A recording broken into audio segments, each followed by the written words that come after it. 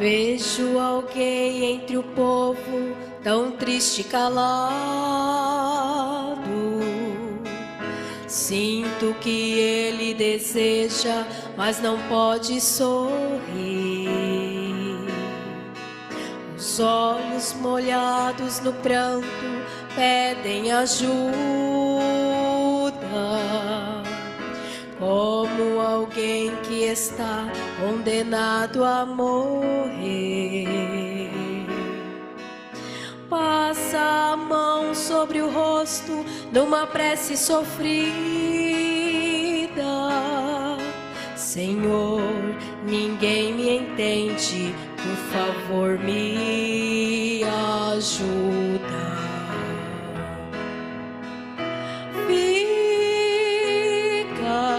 Fica comigo, Senhor, fica, só tu entendes a dor. A ferida está aberta e nela alguém quer tocar. Maior que esta dor que sinto, não vou suportar.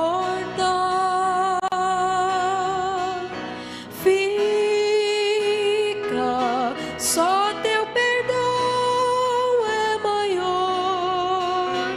Fica, vem logo cicatrizar. Tira logo esse peso, me ensina a andar direito. Alguém no meio desse povo está falando.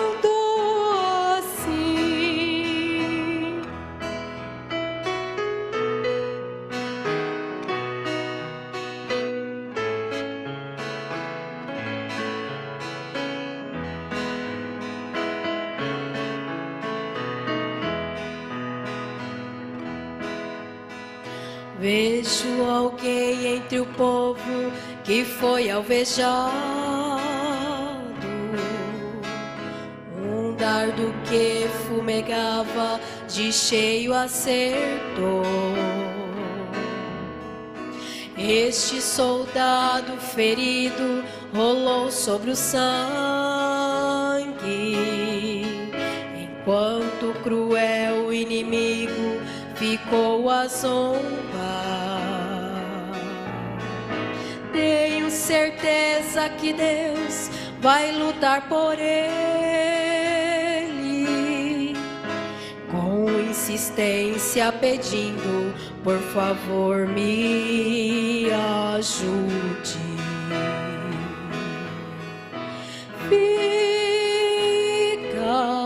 Fica comigo, Senhor, fica, só tu entendes a dor. A ferida está aberta e nela alguém quer tocar. Maior que esta dor que sinto, não vou suportar.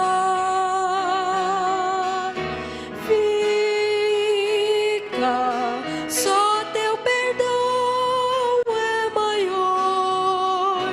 Fica, vem logo cicatrizar. Tira logo esse peso, me ensina a andar direito. Alguém no meio desse povo está falando assim.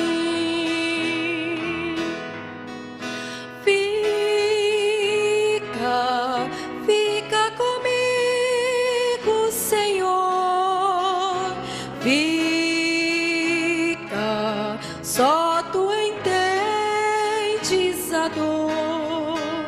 A ferida está aberta e nela alguém quer tocar. Maior que esta dor que sinto, não vou suportar.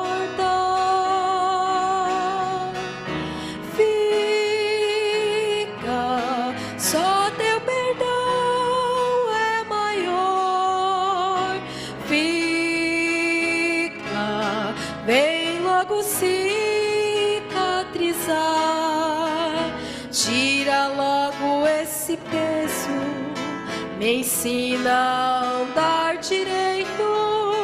Alguém do meio desse povo está falando assim.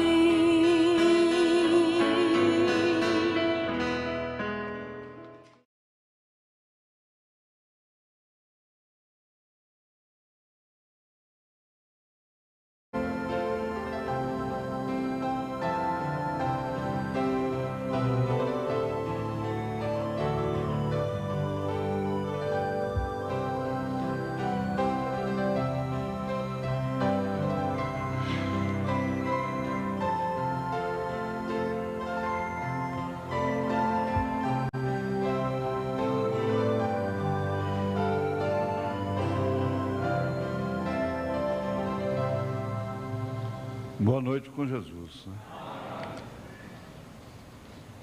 Você já teve um sonho assim, um boi, um touro correndo atrás de você, uma subida, aí as suas pernas vão enfraquecendo e vai chegando perto, bufando, né? Quem já sonhou isso aí? Vaca brava correndo atrás. Tem dia que a gente tá assim, não é? As pernas bambas de tanto correr, parece que correu 30 léguas. Eu não falo léguas mais, né? Uma légua é 6 quilômetros, né? Só fala quilômetros, milhas. 30 léguas. 30 léguas são 180 quilômetros, né? 30 léguas. Você já andou léguas? Já? Tempo do carro de boi. Uma légua, né? Para ir daqui lá na Praça Cívica era uma viagem, né? 5 dias de viagem. Hoje faz numa hora. E assim mesmo ainda acha que está demorando. Pode deixar. Vamos chegar lá, nós vamos chegar. Vamos ficar de pé, irmãos. O encontro já está aí na porta, né? Às vezes a gente fica pensando, ainda falta 2 meses, falta 1 mês ainda. Daí a pouco falta 2 semanas, falta 1, falta 3 dias.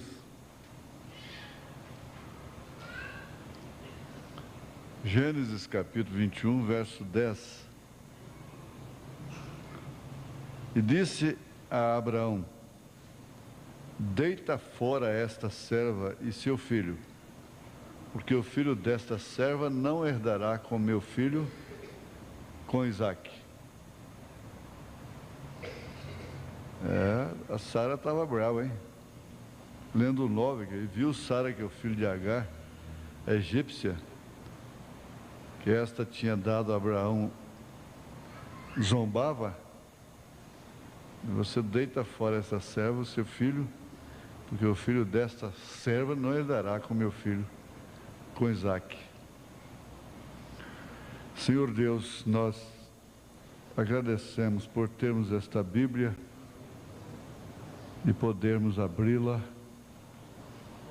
e ouvir coisas que Sara falou, que Abraão falou, Moisés falou, que Jesus falou, Paulo falou, os apóstolos falaram. Ver também atitudes que eles tiveram, que eles tomaram.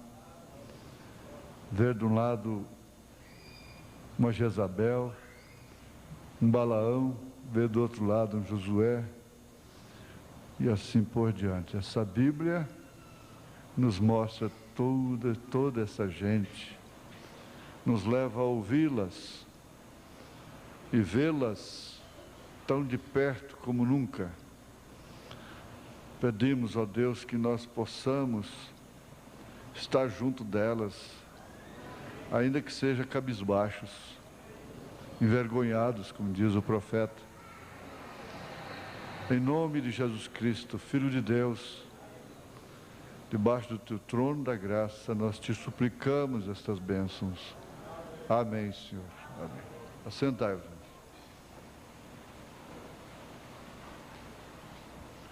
Tem hora que vem coisa que na oração que a gente dá vontade é de pregar depois. Ouvir a voz de Sara através dessa Bíblia. Em Gálatas, capítulo 4, verso 30 e 31, estudo da palavra, não é? Mas que diz a Escritura: lança fora a escrava e seu filho, porque de modo algum filho da escrava herdará com o filho da livre. De maneira que, irmãos, somos filhos, não da escrava, mas da livre. Agora veja, com São Paulo nos colocou entre os filhos da livre. Aí Pedro fala na primeira carta, capítulo 3 de sua carta: Sara, da qual sois filhas.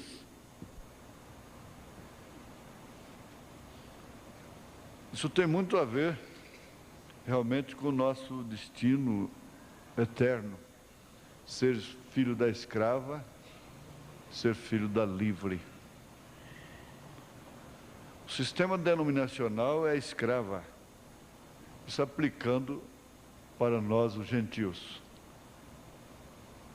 Nós sabemos que essa escrava, mesmo lá no Velho Testamento, originou os árabes, libaneses. Entre os tantos ali, tem os amonitas, moabitas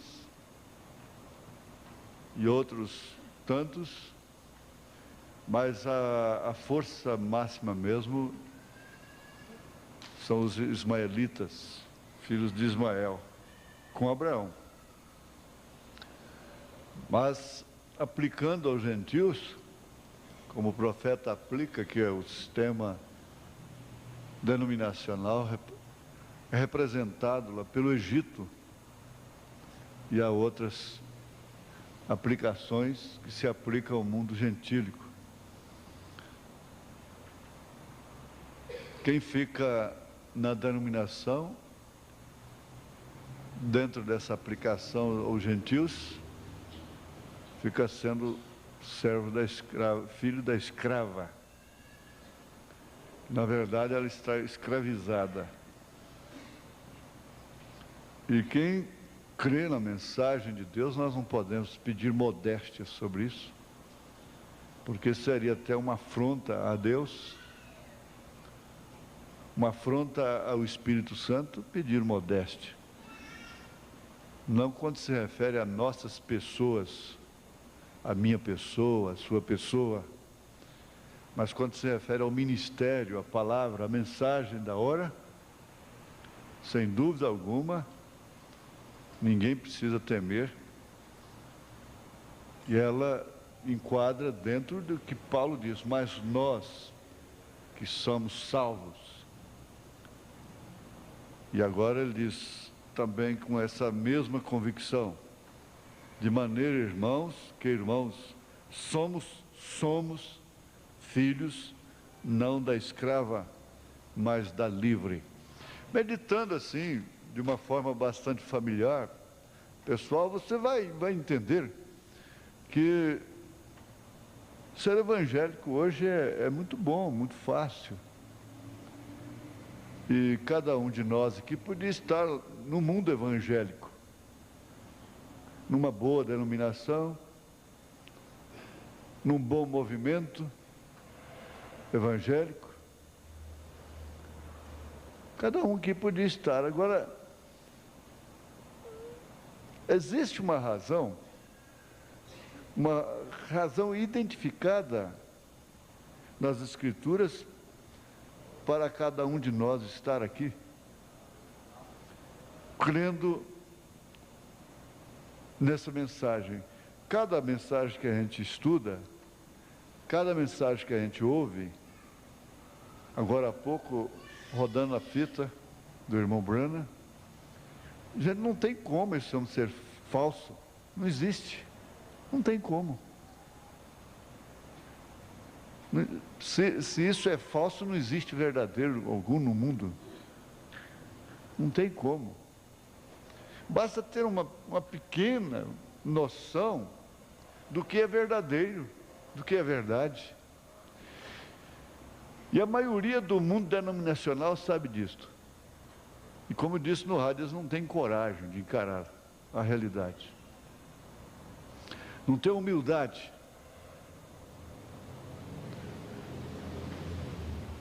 Me permita o testemunho próprio, eu colocar aqui o pronome pessoal, eu, né?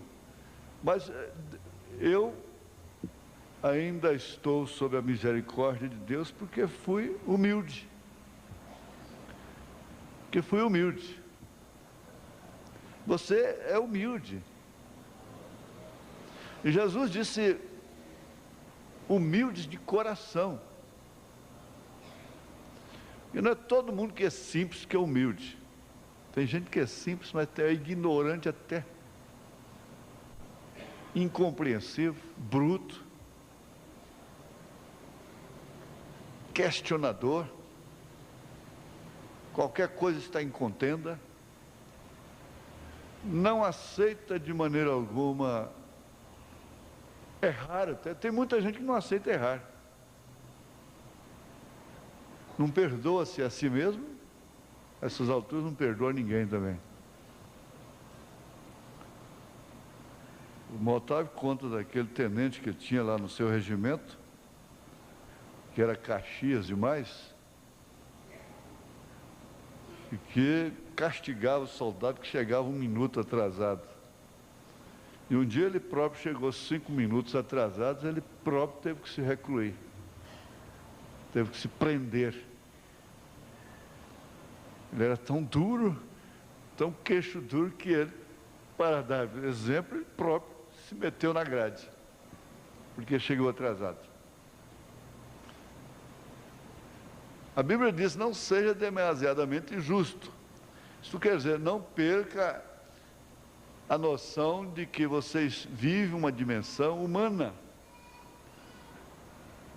E que, portanto, não é que tem que ser frouxo, frouxa. Mas é que tem que ser maleável. É outra coisa muito diferente.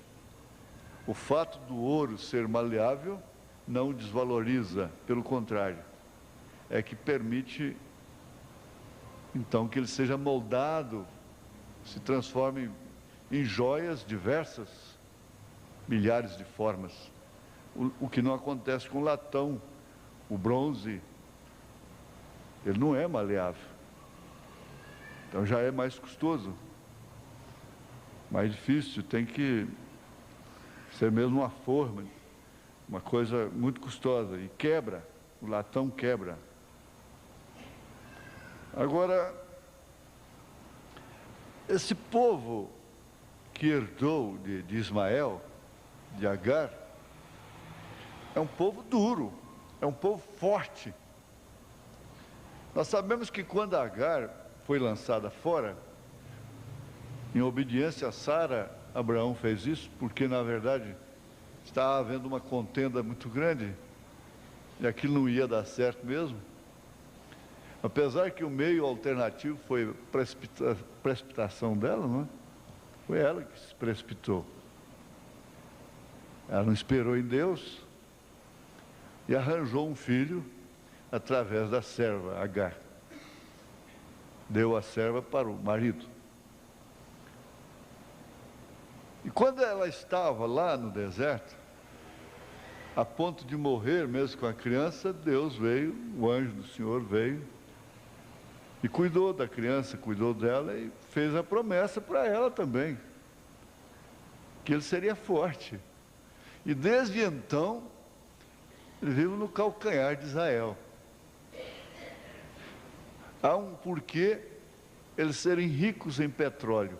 Israel que tem areia, tem garra, faz laranja, produzir a melhor laranja do mundo em areia.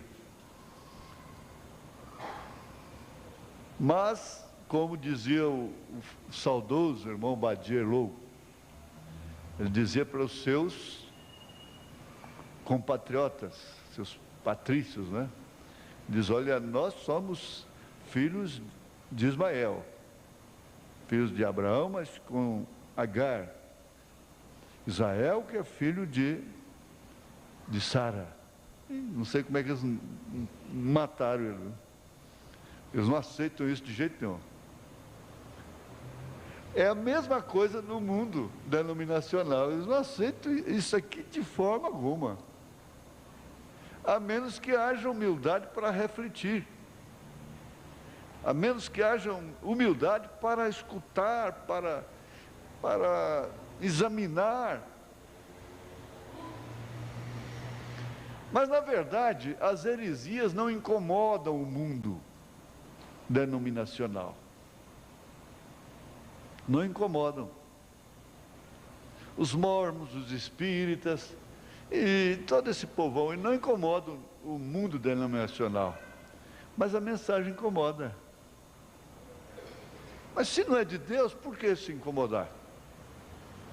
Se eu não sou de Deus, para que então ser espreitado? Eu não sou de Deus. Deixa para lá. Deus se encarrega disso. O profeta não é de Deus? Deixa para lá. Quantos outros profetas têm surgido no mundo? Na época do irmão Branham mesmo, ele disse que havia um profeta, um homem que se dizia profeta. Só que ele nunca revelou a palavra. E o único povo que se encontra condenado, envergonhado, hoje é o povo da mensagem, os genuínos eleitos, é que se encontra reprovados. É a reprovação por causa da palavra. É um tema de uma mensagem que ele pregou. Reprovação por causa da palavra. Eu sou um homem reprovado.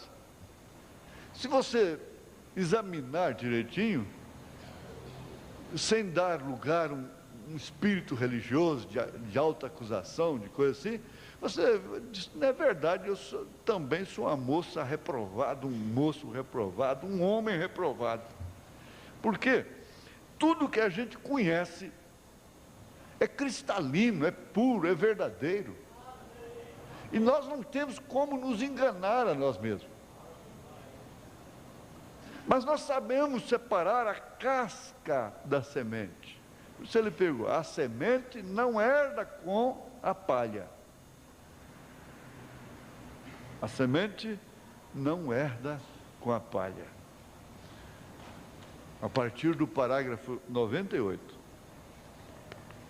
Porém, ainda eles não são a semente que está prometida a vir. Falando de boas pessoas. Tampouco foi Sara. Sara não foi a semente.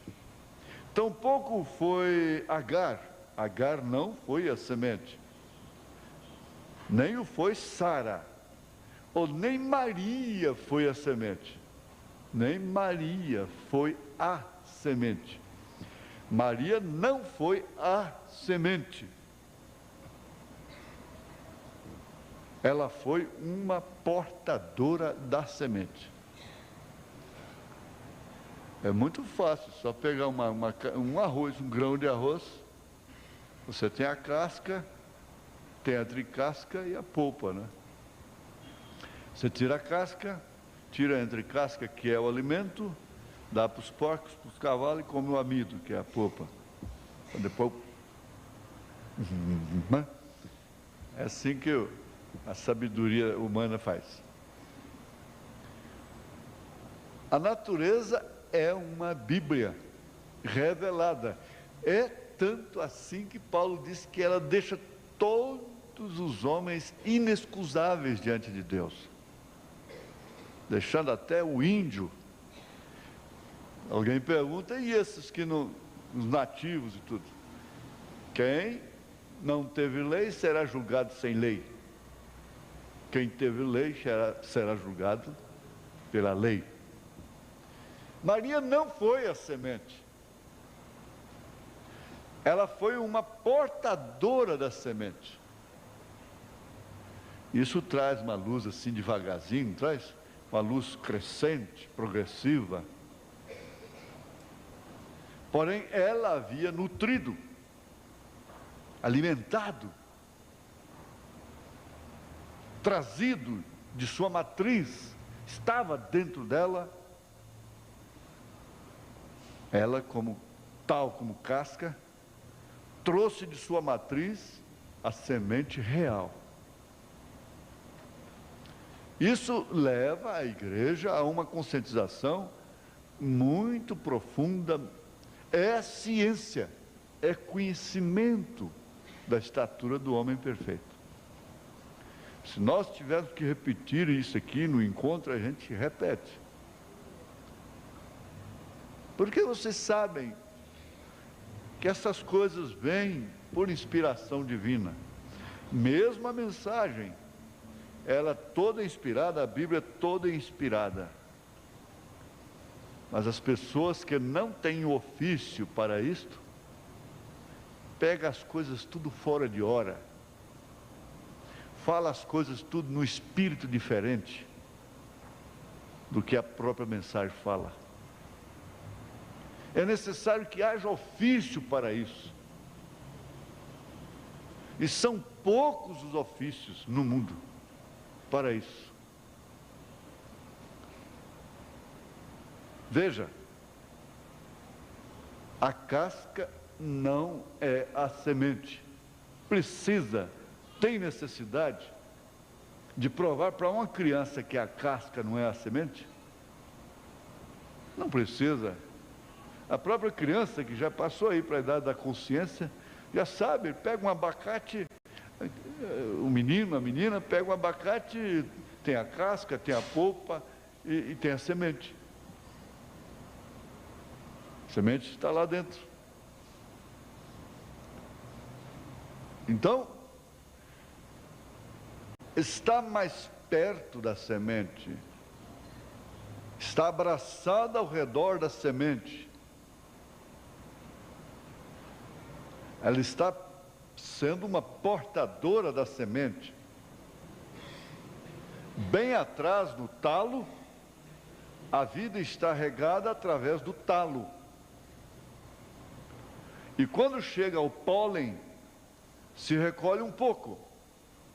Porém, quando chega à casca,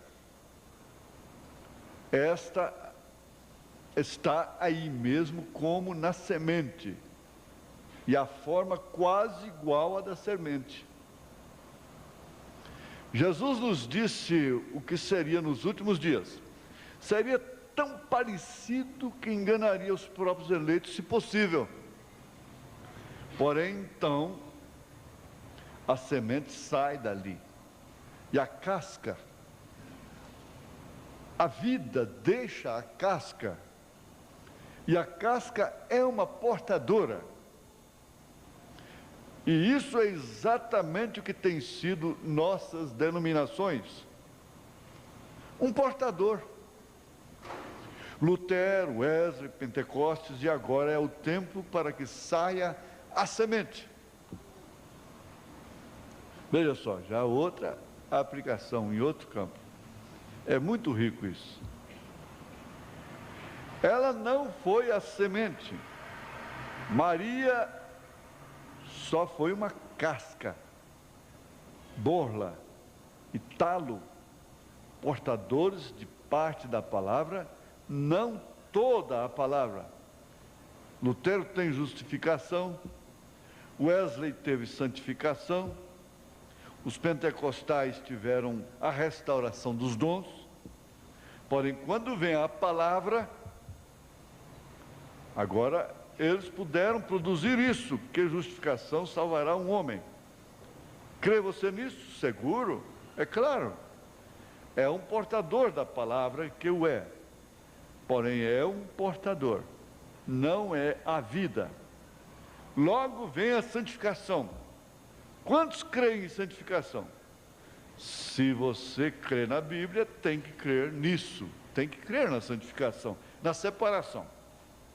Você pode ser o que for, mas você é separado do mundo.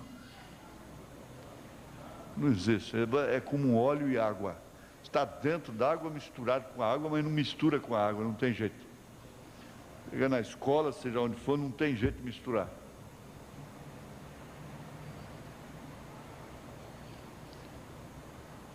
É um pouquinho mais parecido. Isso são duas palavras mais. Porém, logo vem Pentecostes, a restauração dos dons. Falando em línguas, eles os chamaram a evidência inicial que trouxe o quê? A casca. A evidência do batismo do Espírito Santo. Falharam redondamente, mas na verdade, como a ênfase era esta, as pessoas se santificavam buscando os dons. Então eles tinham vidas pias e retas, separadas. Hoje não, hoje eles são senadores, eles são deputados, são políticos, falando língua estranha e outras coisas que não precisamos falar. Porém, eles se denominaram. Mas quando você chegar a dizer, eu e meu Pai somos um, aí está o grande desafio de São João capítulo 14. Porém, a real e genuína igreja noiva produzirá a completa palavra de Deus em sua plenitude em meio, porque Ele é o mesmo ontem, hoje e para sempre. Você tem que parar com os frutos de uma mente enegrecida, tacanha, ridícula. A carne e o sangue não herdam o reino dos céus porque é casca. Mas dentro dessa casca há uma semente. Cabe sempre, isso vai ser repetido 1 milhão de vezes aqui. Quando ele estava lá com a sua filhinha, moribunda, com a mulher morta, a esposa morta no necrotério, o pai, o irmão ainda com flores frescas na sepultura, e aquele juízo tremendo caindo sobre ele, por causa de uma transgressão, de uma desobediência, simplesmente porque ele não foi estar com aquela gente. O diabo trabalhou com aquela casca da maneira que ele bem quis, porque ele diz assim, Deus fechou a cortina para mim, Ele não queria falar comigo. Se é ruim, é terrível, uma pessoa a quem você ama, um pai, uma mãe, uma pessoa querida sua não querer falar mais com você, imagine Deus não querer falar com William Branham. Que julgamento a gente daria para esse William Branham numa fase daquela? No momento daquele, que julgamento você daria? Olhando o quadro de fora. Deus não quer falar com esse homem.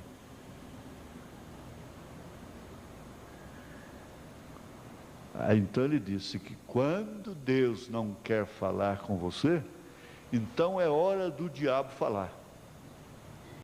Ele é oportunista. E ele trabalha ininterruptamente, dia e noite, para criar exatamente uma situação de que você possa ouvir a sua voz, seus argumentos, suas razões.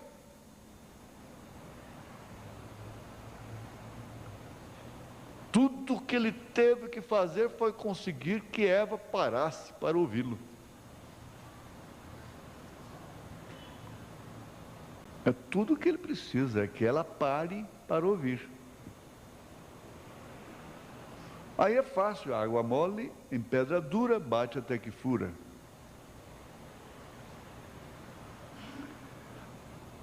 E o argumento dele foi tão terrível, com a casca chamada William Branham. Veja só, o profeta diz assim: não adiantava Satanás vir com o argumento que Deus não existe, porque bem ele sabia que eu já conhecia Deus pessoalmente. Então esse argumento, o diabo sabe que não adianta, ele sabe que a arma que ele usa. Então disse para ele: olha, esse Deus que cura os outros através de sua oração, que ressuscita morto, cura câncer, aleijado, cego, que faz essas maravilhas aí, esse Deus não gosta de você, não faz nada por você. Olha lá as flores no cemitério, na cova do seu irmão, olha lá a sua mulher na sepultura, no necrotério, olha a sua filha aí, que jeito que está, sua filhinha. Então ele disse que a casca foi dando por entregue. Ele não murmurou contra Deus, mas ele simplesmente foi admitindo esse pensamento que a gente tem. É exatamente ali, que trabalha na sua cabeça lá de noite, ou de dia, na cozinha, enquanto está cozinhando, ou lavando a roupa, ou passando a roupa. É aquele pensamento. Você sabe o que eu estou dizendo.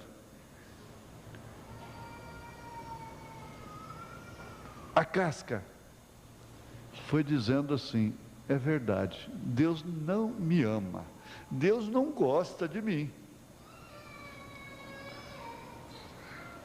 De fato,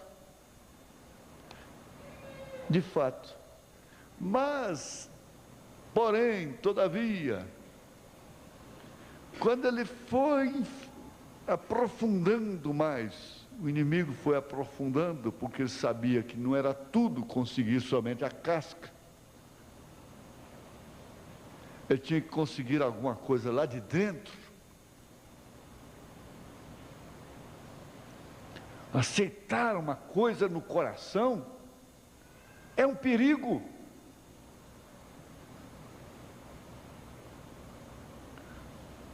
Aceitar uma raiz de amargura, um ódio,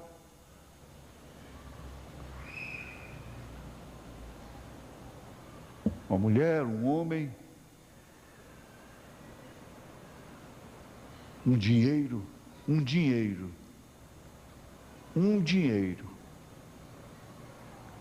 Você sabe por que você perdeu aquele dinheiro? É porque ele nunca seria uma bênção para você. E Deus quis ver como é que você se portava. Foi só isso, mais nada. Agora, ele vai trabalhando, mas quando chegou lá, mostrou que a semente estava lá dentro. E o diabo nunca, preste bem atenção, nunca pôde destruir uma semente de Deus. Aí você não tem como fugir do caso de Jó. A casca estava podre, fedendo. Mas quando a mulher dele disse: amaldiçoa este Deus e morre, o que ele disse? O que foi que a semente disse? Teu lugar é entre as loucas. Quando os amigos, você já estudou, já compreendeu aqueles amigos de Jó? E por fim, saiu aquilo da semente que estava lá dentro. Eu sei que o meu Redentor vive, porque um dia ele me chamará e eu lhe responderei. Eu direi: pronto, estou aqui.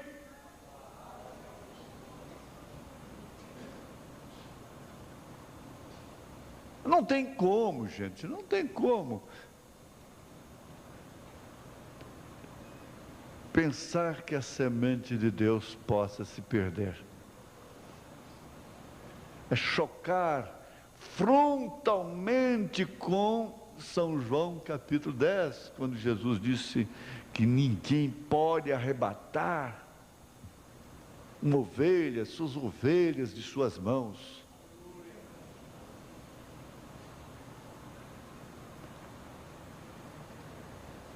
Olha, cada uma delas se ajustava à outra. Não, eu estou lendo de cá. Vamos na matriz primeiro. Note, nas matrizes de Maria estava a semente. Porém, quando a semente foi tirada, disse: eu venho fazer a vontade daquele que me enviou. Aliás, essa é uma característica da semente de Deus. Se Deus quiser, se Deus quiser, se Deus permitir, se for a vontade de Deus. Essa é uma característica da semente de Deus. A semente de Deus entende o não, agradece pelo não. A coisa mais difícil que temos na vida é o não. O não é bom assim. Quando tirou o raio-x, não tem tumor. A ultrassonografia, não tem tumor. Não. É a hora que é o não mais gostoso. Não tem hora que é tão bom, é tão doce. Mas na maioria dos casos, quando isso choca com a vontade,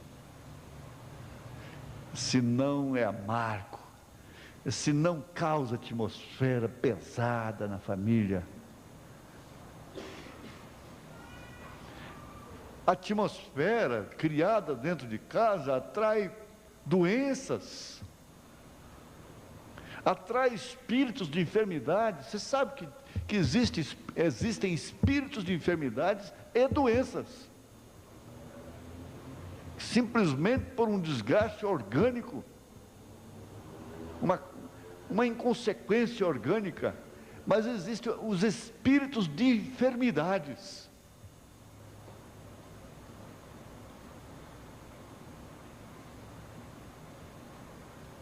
E num culto como esse, a pregação da palavra expulsa os espíritos de enfermidades. No culto doméstico você expulsa espíritos de enfermidades.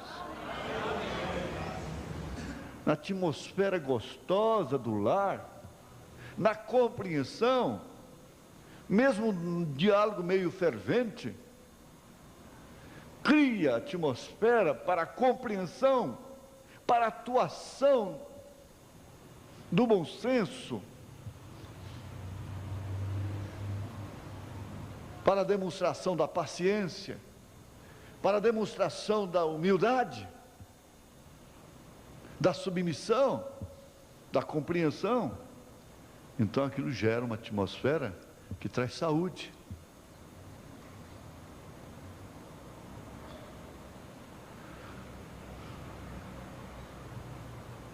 Veja só, ali estava a semente. Qual de vocês pode me acusar de incredulidade? Ele está se referindo exatamente à semente da mulher, que esmagaria a cabeça da serpente. O que a Bíblia tem prometido que eu faria, eu fiz. Deus o tem verificado por meio de mim. Ele disse: quem pode dizer a mim agora a semente? Porém, a semente em Maria, a casca, estava perto de ser isso, porém não era. Estava ainda na matriz. E na era pentecostal, através da era luterana, era wesleyana, tem sido a mesma coisa. Durante esta era pentecostal, veio um crescimento, porque os evangelistas têm que ficar bem atualizados com isso. É da lavoura que explica, porque, na verdade, há uma interrogação sincera. Gente, então, o que será dos nossos pais, daqueles que morreram sob Lutero, nas eras passadas? Então eles estão perdidos, eles não batizaram em nome de Jesus Cristo. Eles creram na Trindade, eles morreram crendo naquilo. Aí é onde você mostra essa lavoura que Jesus pregou, que Jesus falou. Parece que é São João 13, né? A semente cai, o grão de trigo cai, ele morre e brota de novo. E isso vem vindo assim através das eras, dessas 3 últimas eras, esses 3 últimos estágios que falam exatamente das 3 etapas do parto, que é precedido por água, justificação, sangue, santificação, e a vida, que é o Espírito. Então, ninguém mais do que nós tem a consciência do que realmente crê, do que realmente está vivendo. A que horas estamos vivendo? Não é hora viçosa, não é hora viçosa. Muita gente quer se sustentar pelo viçoso, quer ser tangido pela brisa, pelo vento, com facilidade. Não. A hora não é viçosa, a hora é seca. Compare a vida de Abraão com Sara, é a nossa vida. Enfraquecendo, envelhecendo, envelhecendo, envelhecendo. Nós simplesmente estamos crendo na promessa. Só isso, mais nada.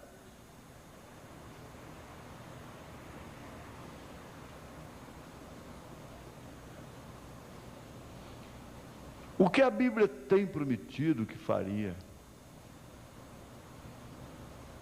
Ele faz, ela faz. Então isso tem vindo através das eras. Porém, a abertura do 7º selo, Apocalipse 10, a palavra plena é nascida em manifestação de novo e vindicada pelo Espírito de Deus em toda a fortaleza, como foi quando esteve aqui sobre a terra, manifestada da mesma forma, fazendo as mesmas coisas que fez quando esteve aqui sobre a terra. Nós temos esse trunfo,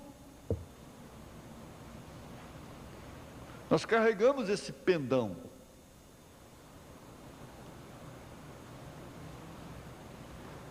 Que São João, capítulo 14, São João, capítulo 14, verso 12. Na verdade vos digo, disse Jesus, que aquele que crê em mim também fará as obras que eu faço, e as fará maiores do que estas, porque eu vou para o meu Pai. O irmão Branham é esse. Nunca ninguém na terra, desde que existe homem na terra, fez tantos milagres, tantas maravilhas, com tanto poder sobre a natureza, animais, pessoas, como William Branham. Nunca. Nós não conhecemos 10% do ministério desse homem. Nós não conhecemos 10%.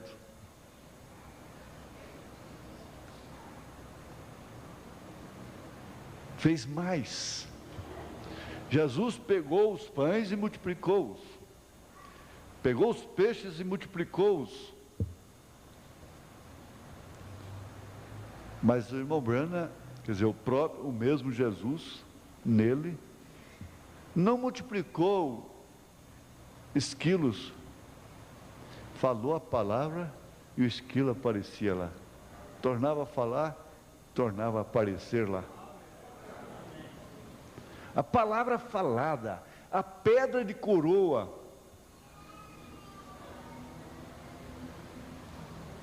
Jamais estaria a petulância, a arrogância, a ilusão de pensar que sou como William Branham, que eu posso ter o engraxate dele. Jamais. Agora, só uma coisa. Ele diz, foi um homem ungido. E agora é um povo ungido. Ungido, bem entendido, para crer na palavra. Porque pode ter ungido no mundo de todo jeito. Mas ungido para crer, não são todos. Ungido para crer na palavra. Isso deve te confortar. Isso deve ser uma resposta. Isso tem que tirar aquela amargurazinha que vem no seu coração ao sair de casa. Bane, tira isso. Esqueça, não tome conhecimento. Está com interrogação acerca do seu marido? Tira isso, joga fora. E só vai piorar a situação. Joga fora. Esquece isso.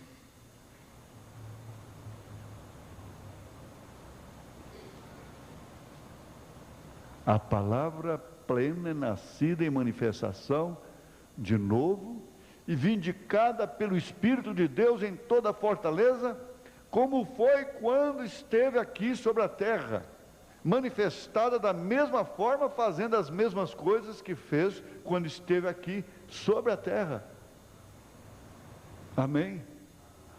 Hebreus 13:8 diz que Jesus Cristo é o mesmo ontem, hoje e para sempre.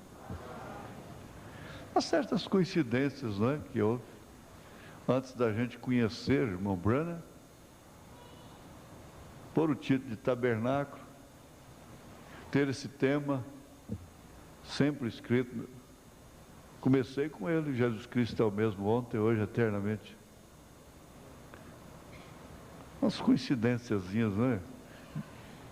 Que não deixam de ser umas vindicações, não é?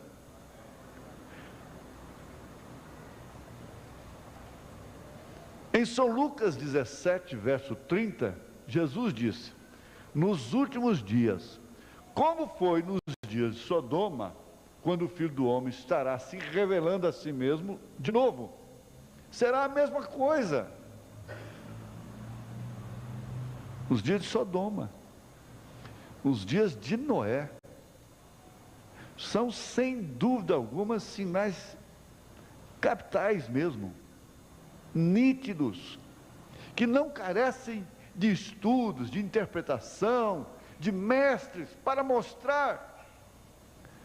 Não preciso estar aqui xingando as pessoas, o mundo, porque você sai na porta e você está vendo a Sodoma, sai na porta e está vendo os dias de Noé, vai na escola, está lá, vai na igreja, vai no mercado, vai onde for, no aeroporto, na estação rodoviária, dentro do ônibus, está vendo os dias de Noé, os dias de Sodoma e de Gomorra. E justamente Jesus disse assim, veja, será nos dias do Filho do Homem. O Filho do Homem não vai pisar na terra. Jesus não será mais Filho do Homem pessoalmente na terra. Ele não pisa aqui. Nenhum teólogo concorda com isso. Eles reconhecem que Cristo não pisará a terra, a não ser depois que raptar a igreja, levar sua igreja e descer para introduzir o milênio. Então, onde está o ministério do Filho do Homem? Onde está? Nós estamos sob o ministério do Filho do Homem. Não precisamos de muitos mistérios, de coisas bonitas, e nem tampouco de muita eloquência. Nós precisamos, mas é deste reconhecimento, para assim sermos mais agradecidos. E sem dúvida alguma, um culto deve te levar à gratidão. Preste bem atenção. O culto de hoje, por mais duro, por mais contundente que tenha sido, por mais incidente que tenha havido, deve te levar à gratidão. Você não vê o altar, pelo menos aí onde você está. Cantar por gratidão, ouvir com gratidão no coração, gratidão e encorajamento.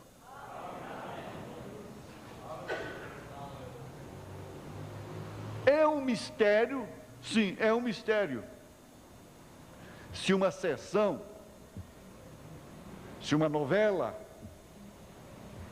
se um jogo de futebol, se qualquer outra coisa mundana não fica sem um resultado na sua vida, muito menos um culto. Muito menos um culto, porque se trata de aguar, regar uma semente que está ali dentro. O sol está causticante, nós estamos num deserto assolador.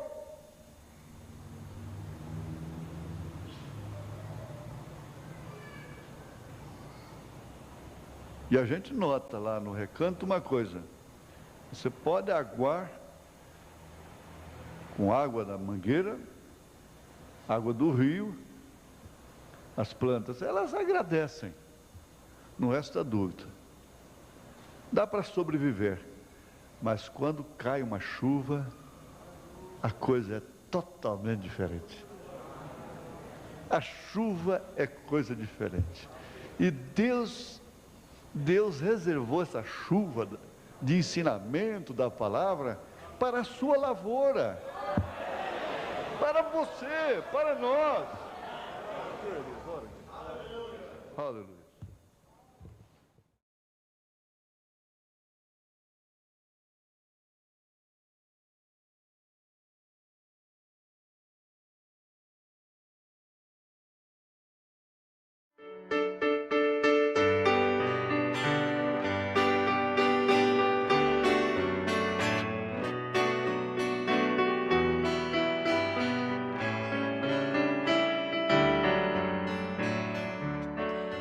Eu queria ter a fé de Abraão,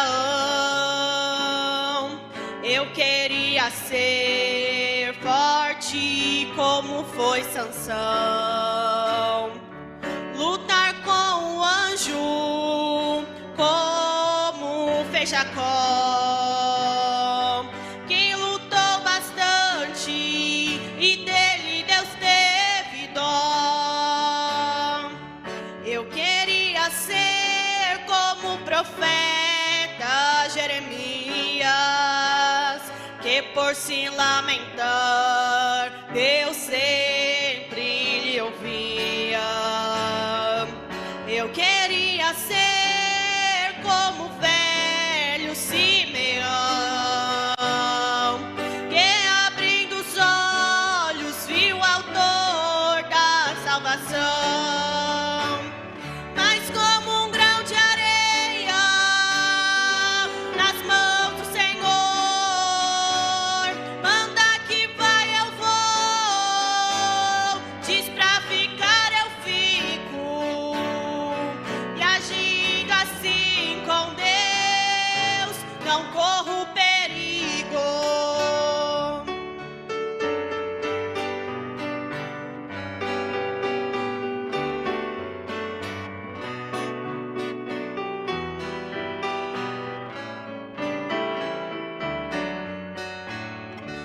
Eu queria ter a paciência que teve Jó,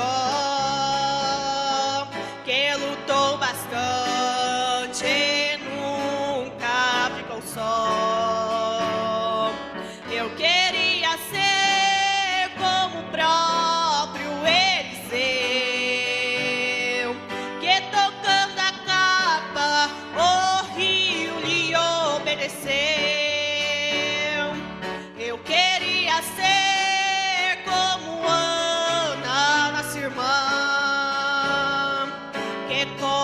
coração, o Messias aguardou.